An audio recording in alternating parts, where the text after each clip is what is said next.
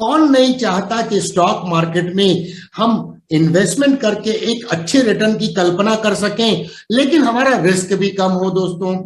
दोस्तों इन्वेस्टमेंट करना हमेशा रिस्क की प्रपोजिशन है, लेकिन ना इन्वेस्ट करना कहीं अधिक रिस्क को इनवाइट करता है।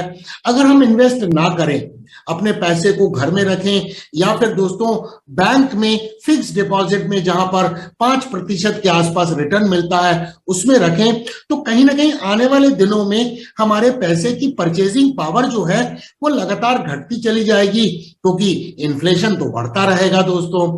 तो अगर हमने पैसे को इन्वेस्ट सही तरीके से नहीं किया, तो कहीं ना कहीं जब परचेजिंग पावर समाप्त हो गई तो हम उस पैसे का 20 साल के बाद, 25 साल के बाद क्या औचित्य रह जाएगा। तो हमें एक ऐसी स्ट्रेटजी के बारे में सोचना होगा जहां रिटर्न की संभावना अधिक हो, ताकि हम इन्फ्लेशन को बीट कर सकें और अपने पैसे को बियॉन्ड इन्फ्लेशन ग्रो कर सकें, और द सेम टाइम उसमें रिस्क भी कम हो। तो इसको अगर हमें स्टॉक मार्केट में इस ऑब्जेक्टिव को अचीव करना है, अपने फाइनेंशियल गोल की तरफ बढ़ना है कम रिस्क लेके, तो हमें एक स्टॉक मार्केट में इस तरह की स्ट्रैटेजी के बारे में विचार करना होगा। और वो विचार करने के लिए ही दोस्तों हम जीरो टू हीरो के इस एपिसोड में, ट्यूटोरियल वीडियो में हम उस चर्चा को करेंगे कि किस तरह से हम स्टॉक्स का चयन कर सकते हैं जिसमें हाई रिटर्न की संभावना हो और रिस्क कम हो, सिंपल तरीके से, ताकि कोई भी व्यक्ति स्टॉक मार्केट में जो बिगिनर्स भी हैं वो इस ऑब्जेक्टिव को अचीव करने की दिशा में अपने कदम को बना सकें। तो स्टॉक को चूज करना, स्टॉक का चयन करना सबसे इंपॉर्टेंट एंड क्रूशियल होता है, जिसे आज हम सीखेंगे दोस्तों। और मैं प्राइस चार्ट के ऊपर में एग्जाम्पल के माध्यम से एक्सप्लेन करने की कोशिश करूंगा। मैं डीके आप सभी का आपके चैनल में स्वागत करता हूं। चैनल को सब्सक्राइब कर लीजिए, बेल आइकन को एनेबल कर दीजिए नोटिफिकेशन के लिए, ताकि आप हमेशा अपडेटेड रहे। चलिए दोस्तों इस महत्वपूर्ण चर्चा की शुरुआत करते हैं।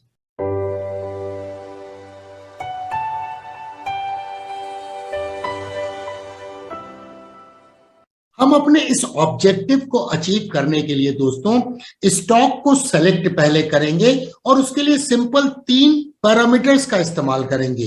पहला दोस्तों ROCE, दूसरा अल्फा और तीसरा बीटा। तो चलिए दोस्तों ब्रीफली समझ लेते हैं ये तीनों पैरामीटर्स की डेफिनेशन क्या है, परिभाषा क्या है। स्टॉक्स के सिलेक्शन के लिए जो पहला पैरामीटर है वो है ROCE। इसका तात्पर्य है रिटर्न ऑन कैपिटल एम्प्लॉयड। इसका तात्पर्य क्या है दोस्तों, अगर किसी कंपनी ने 100 करोड़ का कैपिटल इन्फ्यूज किया है और उसके ऊपर में कितना रिटर्न आ रहा है, तो कंपनी की प्रॉफिटेबिलिटी को ये फाइनेंशियल रेशियो मेजर करता है ओवरऑल कैपिटल जो एम्प्लॉय किया गया है या डिप्लॉय किया गया है। तो हम इस पैरामीटर का एक इस्तेमाल करेंगे जो मोरलेस एक कंपनी के परफॉर्मेंस की एफिशिएंसी को दर्शाता है। अब सेकंड पैरामीटर जो हम इस्तेमाल करेंगे वो है अल्फा दोस्तों। अल्फा क्या बताता है? अल्फा ये बताता है कि उस पर्टिकुलर स्टॉक ने बेंचमार्क इंडेक्स को कितना आउट परफॉर्म किया है। इसका तात्पर्य है कि वो मेजर जो करता है वो करता है इन्वेस्टमेंट के परफॉर्मेंस को। तो हम ऐसे स्टॉक को चयन करना चाहते हैं जिसने बेंचमार्क इंडेक्स को आउट परफॉर्म किया है, तभी तो दोस्तों हमारा रिटर्न हायर आएगा। चैनल को सब्सक्राइब जरूर कर लीजिएगा दोस्तों। तीसरा क्राइटेरिया जो है दोस्तों और पैरामीटर जो है जिसका हम इस्तेमाल करेंगे वो है बीटा। अब बीटा क्या है दोस्तों? बीटा जो है वोलेटिलिटी को मेजर करता है। जितना भी अधिक स्टॉक वोलेटाइल होगा उतना रिस्की होगा दोस्तों। बीटा क्या इंडिकेट करता है? ये पर्टिकुलर स्टॉक जो है वो बेंचमार्क इंडेक्स के रिस्पेक्ट में कितना वोलेटाइल है। तो हमारा उद्देश्य है कि लेस वोलेटाइल होना चाहिए ताकि हमारा रिस्क कम हो सके।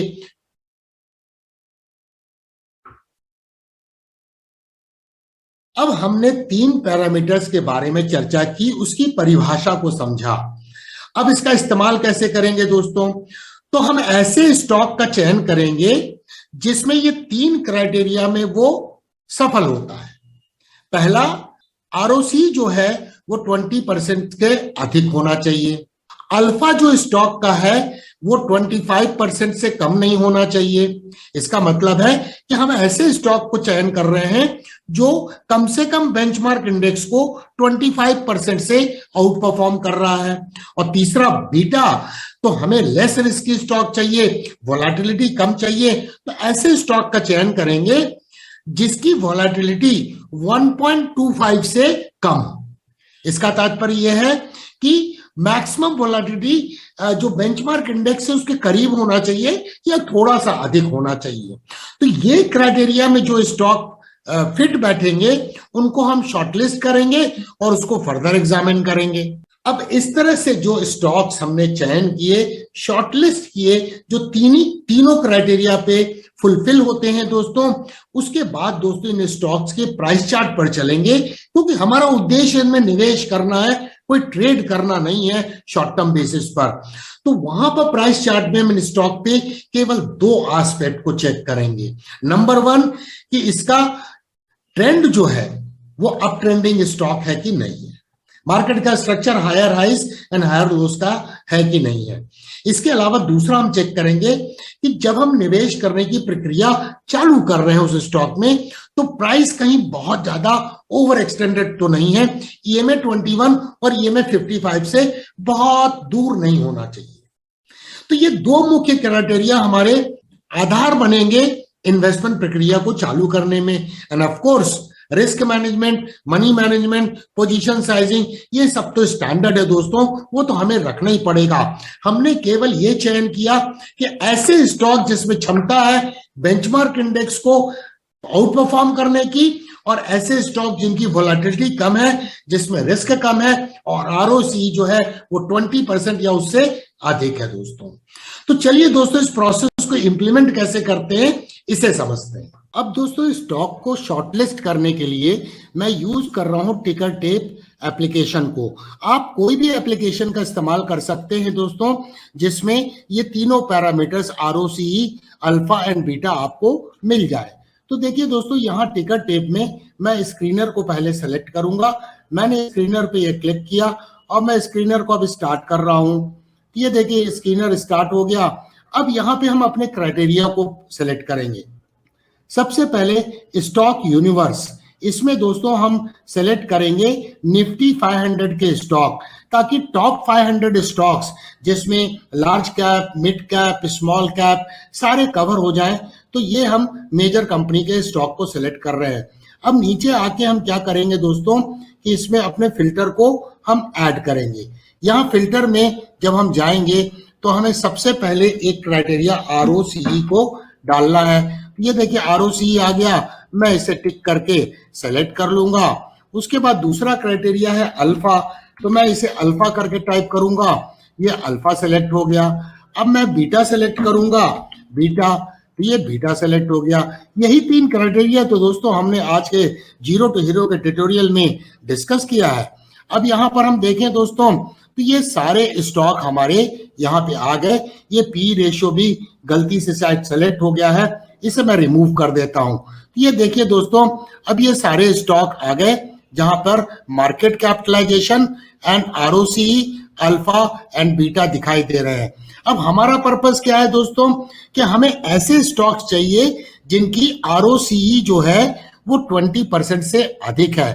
तो हम इसमें क्या करेंगे दोस्तों, क्लिक करेंगे। तो ये देखिए अपना सबसे हाईएस्ट ROCE से ये सेलेक्ट होके आ गया। अब यहाँ अल्फा में हम क्लिक करेंगे तो ये सेलेक्ट होके आ गया अल्फा, जिसका अल्फा बहुत हाई है। तो आप देखिए पहला स्टॉक आया तानला प्लेटफॉर्म्स, जिसका ROCE 46.07 है।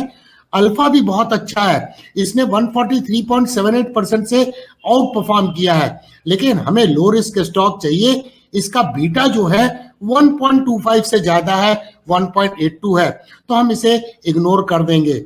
अब दोस्तों इस तरह से हम अगर स्टॉक की लिस्ट को स्क्रॉल करके देखें तो हमें बहुत सारे स्टॉक की लिस्ट नजर आएगी, ये आप देख सकते हैं। तो दोस्तों यहाँ पर देखिए हमें एक स्टॉक नजर आ रहा है, एक तो गुजरात गैस का शेयर नजर आ रहा है जो ROCE इसका 29.37 है, जो 20% से अधिक है। अल्फा भी इसका 25% से अधिक है, 50.72 है, और इसकी वोलेटिलिटी इवन बेंचमार्क इंडेक्स जो है निफ्टी उससे भी कम है दोस्तों। तो एक स्टॉक तो हम गुजरात गैस का ऑफ कोर्स चुन सकते हैं। इसके अलावा ये स्टॉक देखिए इंडियन एनर्जी एक्सचेंज लिमिटेड का, जिसका आरओसी है 45.45 जबकि अल्फा है 46.41% और बीटा जो है दोस्तों लेस देन 1 है, 0.8 है। मींस ऐसे स्टॉक जो इवन बेंचमार्क इंडेक्स से भी कम वॉलेटाइल है, ये हमारे लिए बड़े सूटेबल हो जाते हैं। तो फिलहाल दोस्तों हम दो स्टॉक पे कंक्लूड करते हैं, एक तो इंडियन एनर्जी एक्सचेंज दोस्तों और दूसरा गुजरात गैस। अब चलते हैं दोस्तों प्राइस चार्ट पे और इन स्टॉक को देखते हैं कि क्या ये अप ट्रेंडिंग है अथवा नहीं है, और अगर अप ट्रेंडिंग है तो क्या प्राइस ओवर एक्सटेंडेड तो नहीं है। तो पहले दोस्तों देखते हैं गुजरात गैस के प्राइस चार्ट को। ये वीकली टाइम फ्रेम में गुजरात गैस का प्राइस चार्ट है दोस्तों। हम ओवरऑल मार्केट के स्ट्रक्चर को देख सकते हैं कि इसका ट्रेंड अप है दोस्तों। अप ट्रेंडिंग स्टॉक है, higher highs and higher lows का फॉर्मेशन कर रहा है। ये राइजिंग ट्रेंड लाइन है जिस पे प्राइस सपोर्ट लेती है। और जहां तक प्राइस का सवाल है, प्राइस EMA 21 के बहुत पास में ट्रेड हो रही है और ये जो गिरावट है इसे हम एक अपॉर्चुनिटी के रूप में देख सकते हैं इस मार्कअप फेज में स्टॉक को खरीदने के लिए। तो देखा दोस्तों आपने कि जब हमने सेलेक्ट किया तो किस तरह से हमें एक अच्छा स्टॉक मिल गया निवेश करने के लिए।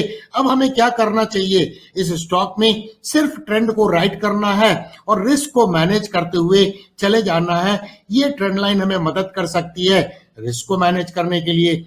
चलिए दोस्तों अगले स्टॉक की तरफ बढ़ते हैं। तो दोस्तों ये दूसरा स्टॉक जिसे अभी हमने शॉर्टलिस्ट किया, तो हम देख सकते हैं ये इंडियन एनर्जी एक्सचेंज का डेली प्राइस चार्ट है दोस्तों। हम देख सकते हैं मार्केट का structure higher highs and higher lows का फॉर्मेशन कर रहा है और जब भी करेक्शन करता है EMA 21, EMA 55 एक सपोर्ट के रूप में एक्ट करती है। इस ट्रेंड लाइन को देखें तो इस ट्रेंड लाइन से प्राइस सपोर्ट ले रही है और कहीं ना कहीं EMA 55 और इस ट्रेंड लाइन से ये बाउंस बैक कर रही है। इसका तात्पर्य है कि प्राइस ओवर एक्सटेंडेड नहीं है और ये रीसेंट टाइम का करेक्शन एक हम इसे निवेश करने के लिए अपॉर्चुनिटी के रूप में देख सकते हैं। तो देखिए दोस्तों किस तरह से हमने स्टॉक का चयन किया और अब हमें करना क्या है, दोनों स्टॉक में ट्रेंड को राइट करना है। तो उस तरह से दोस्तों अगर तीनों क्राइटेरिया को लगा के आप स्टॉक को चयन करने की चेष्टा करेंगे तो बहुत सारे स्टॉक मार्केट एक समुद्र की तरह है जहां बहुत अपॉर्चुनिटी उपलब्ध है। हमें थोड़ा एक फंडामेंटल एनालिसिस और टेक्निकल एनालिसिस का, प्राइस एक्शन एनालिसिस का ज्ञान होना चाहिए। हम स्टॉक मार्केट में कंसिस्टेंट प्रॉफिट की दिशा में आगे बढ़ सकते हैं।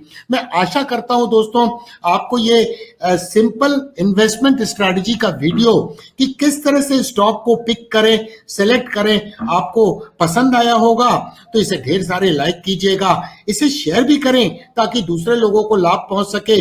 दोस्तों चैनल को सब्सक्राइब करना नहीं भूलिएगा और बेल आइकन को एनेबल जरूर कर दीजिए नोटिफिकेशन के लिए, ताकि दोस्तों आप हमेशा अपडेटेड रहें। देखने के लिए धन्यवाद। Thank you very much for watching. फिर मिलेंगे दोस्तों अति शीघ्र।